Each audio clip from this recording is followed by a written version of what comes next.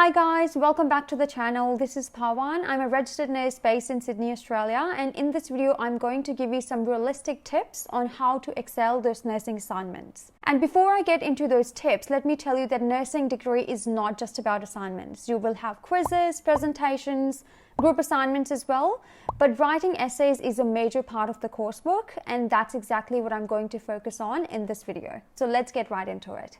Now, for those of you who have never written essays before, let me quickly tell you how it actually works. So you will be given a topic to write the essay about, and along with that topic, you will be given some general instructions as well as some specific instructions for that particular assignment. Now, general instructions usually include things like how many words they want you to write in that particular assessment, and what the line spacing should be between the lines, and just the general layout, how the assessment should look like, and also what font they want you to use, and a referencing guide as well. General instructions usually stay the same for most of your assignments, and you get used to it pretty quickly. What you really need to focus on is the specific instructions that are given for your particular assignment. And all this information will be given to you by the university in form of a PDF, and it's called a brief or a rubric. Some unis call it a brief, some unis call it a rubric. It's really important that you pay that rubric or brief a very close attention for the special instructions which are given for this particular assessment.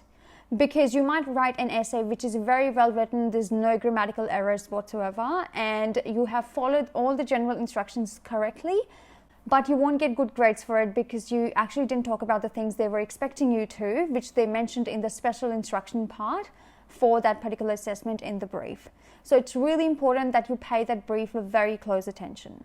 And following the brief will not only help you check all the boxes that the instructor or your lecturer is expecting you to check, but it also gives you an opportunity to defend your work if you don't agree with the instructor's feedback or the assessment of your work.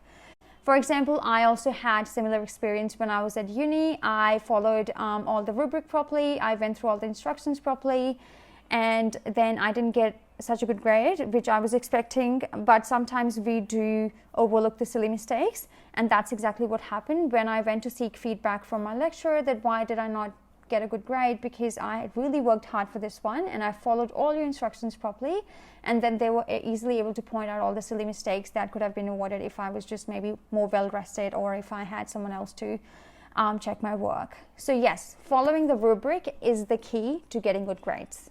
Now here are some very straightforward tips that I, as a former nursing student, have for you.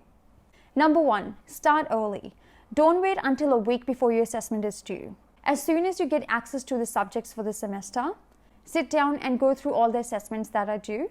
Go through the briefs for all those assessments, and especially focusing on the specific instructions for the assessments. And now that you have read it at least once, you have a small piece of information stored in your memory, and your brain will subconsciously try and find out more information to address those questions that they asked you in the assessment brief. Secondly, plan what you're going to write. Don't just sit down and start typing an essay. It doesn't have to be a detailed plan, just enough to build you a structure and streamline your ideas. So you can break it down into small sections and even use little subheadings. The next one is reference as you go. I can't stress this enough because I have been there where I left the referencing till the end and the assignment was due in few hours and I lost most of my references.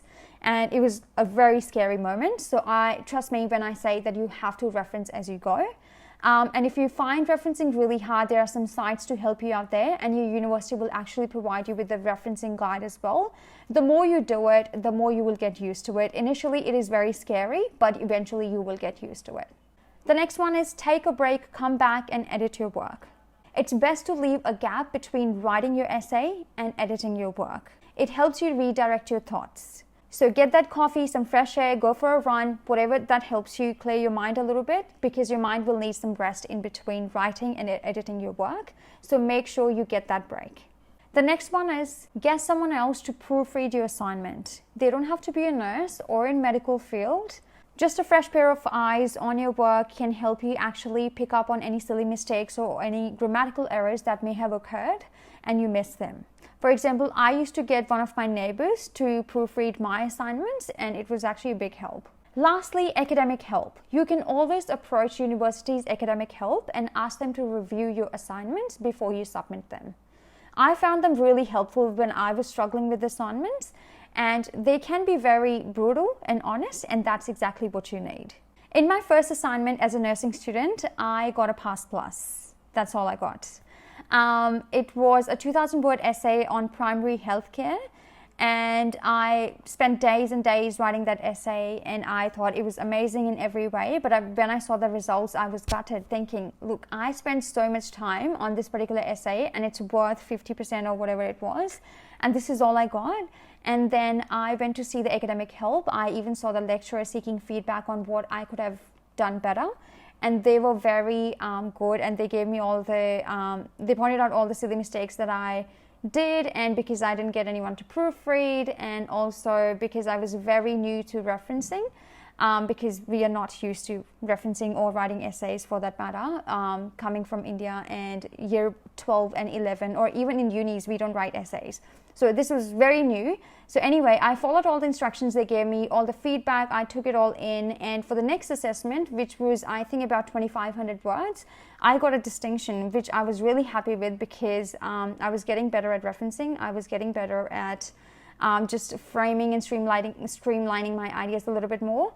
And yes, it's a learning process. This is what I'm trying to say here, and if I can do it, you can too. So that's it from me, guys. I hope you found this video useful. If you did, please give it a thumbs up, and if you have any questions, please pop them in the comment section below, and I'll try and get to them as soon as possible, and I'll see you in the next video. Bye.